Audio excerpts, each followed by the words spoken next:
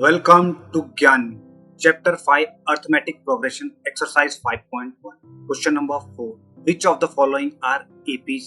If they form an AP, find the common difference and write 3 more terms. Simple से हमें पूछा है, जो हमें पार्ट्स दे रखे हैं, ठीक है, टोटल 8 पार्ट है. इस पार्ट में हम सिर्फ पहली 4 करेंगे, नेक्स्ट पार्ट में नेक्स्ट 4.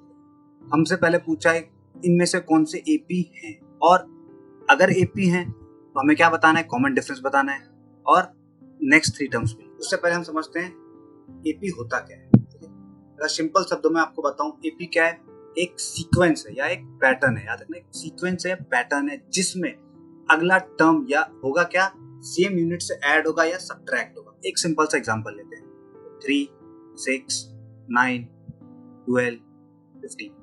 ये क्या है, एपी है. इसमें हमने देखा एक पैटर्न फॉलो.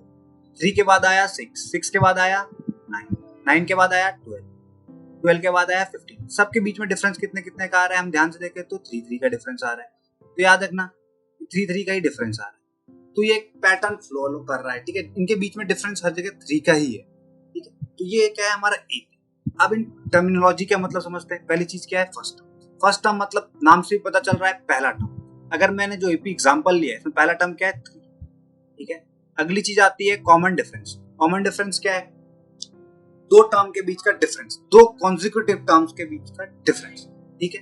तो a2 माइनस a1, याद रखना a2 माइनस a1 या a3 माइनस a2 या a4 माइनस a3, दो consecutive, greater term minus smaller term. अगर जनरल फॉर्मूला बताऊं तो an माइनस an माइनस, तो यहां से हमारा कॉमन डिफरेंस क्या आएगा, 6 माइनस 3, 6 माइनस 3.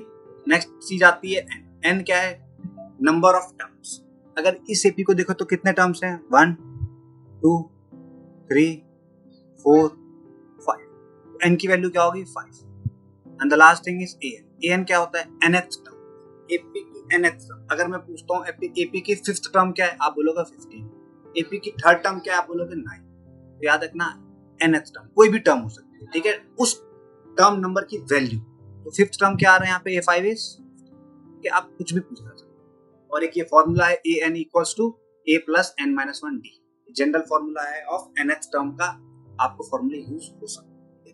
अब आपको जब पूछा जाएगा एपी कौन सी एपी है, तो आपको याद रखना है थ्रू आउट द पैटर्न क्या होना चाहिए, कॉमन डिफरेंस से.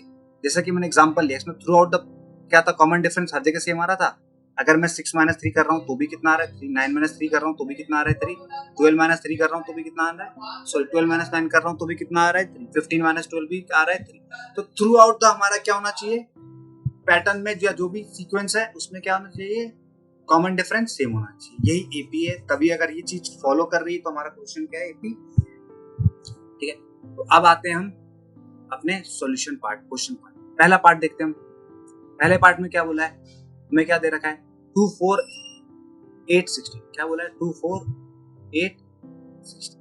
पहली चीज तो हमें देखना है कि एपी में है या नहीं. तो हम डी निकालते हैं. डी क्या होगा, a2 माइनस a1. a2 क्या है, 4. a2 माइनस a1 क्या आएगा, 4 माइनस, तो 4 माइनस 2 क्या होगा, 2 हो जाएगा. नेक्स्ट डी एक और निकालते हैं, a3 माइनस a2 से भी निकाल के देखते हैं. a3 minus a2, a3 is 8, 8 minus 4 आया 4. अच्छा, मैंने क्या नोटिस किया, जब मैंने a2 माइनस a1 से d निकाला तो 2 आया, a3 माइनस a2 से निकाला तो क्या है, 4 आया. तो ये तो पैटर्न तो फॉलो नहीं कर रहा. और मैंने पहले ही बोला था थ्रू आउट क्या होना चाहिए एपी में, कॉमन डिफरेंस है. तो ये याद रखना फर्स्ट एपी में ही नहीं है. First part it is not an AP, ठीक है. और अगर ये एपी में है ही नहीं तो हमें आगे बढ़ने की जरूरत नहीं, ठीक है, क्योंकि इसका कॉमन डिफरेंस होगा ही नहीं और हम आगे की टर्म्स फाइंड नहीं कर सकते. तो आपको फर्स्ट में लिखना है yes it is not an. अब आते हैं अपने सेकंड पार्ट पे. सेकंड पार्ट में क्या बोल रहा है, सेकंड पार्ट में बोल रहा है 2 5/2 3 7/2, ऐसा कुछ है. तो हम डी निकाल के देखते हैं, a2 माइनस a1 से. a2 माइनस a1 5/2, 2 के नीचे कुछ नहीं है तो क्या लिख देंगे अपन. अगेन 2 और 1 का एलसीएम क्या है 2. ये 2 इसको डिवाइड करेगा तो आंसर कितना आएगा 1 into 5. और जो आंसर आएगा उसको न्यूमरेटर से मल्टीप्लाई, न्यूमरेटर क्या है 5, 1 into 5 5 माइनस अगेन ये 1 इसको डिवाइड करेगा, आंसर कितना है 2, 2 2 4, 5 माइनस 4 1, 1/2. जब मैंने a2 और a1 को इस्तेमाल किया तो ये आ रहा है 1/2. अब एक और तरीके से निकालते हैं, d equals to a3 minus a2. a3 क्या है 3 माइनस 5 बाय अगेन इसके नीचे कुछ नहीं है तो 1 लिख देंगे। 1 और 2 का एलसीएम इज 2। 1 डिवाइड करेगा 2 को, क्या आंसर आएगा 2। 2 3 जा 6 माइनस अगेन 2 इसको डिवाइड करेगा 1। 1 5 जा 6 माइनस 5 अगेन 1/2। यहाँ से भी निकाल रहा हूँ तो क्या आंसर आ रहा है डी। दोनों पार्ट में क्या आ रहा है 1/2, इधर भी 1/2। अब A4 और A3 से भी ट्राई करेंगे, वही आएगा 1/2।